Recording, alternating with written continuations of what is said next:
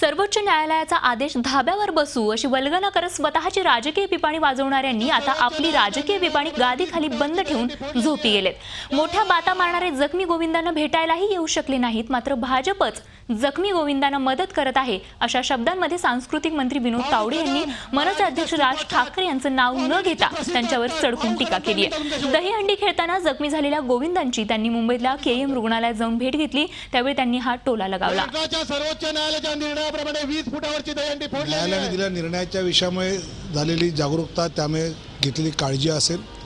दुसरं मला वाटतं की यावेळी महापालिका प्रशासनाने चांगली तयारी करून अशा प्रकारे जखमी कोणी आले की ताबडतोब त्यांच्यावर उपचार करण्याची व्यवस्था आधीच केली होती, त्यामुळे सिरियस पेशंट जे आले ते लगेच उपचार झाल्यामुळे मला असं वाटतं की ते बरं व्हायला लवकर मदत झाली। सर्वोच्च न्यायालयाचा आदेश फाट्यावर मारून स्वतःचं राजकारण आम्ही करू असं म्हणणारे स्वतःची राजकीय पिपाणी त्यावेळेला वाजवत होते।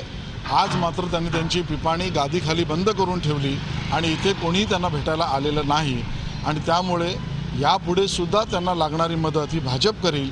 राजकीय पिपाणी वाजणारे मात्र आज गादीवर पिपाणी गादीखाली ठेवून झोपलेले आहेत। झी 24 तास रहा एक पाऊल पुढे।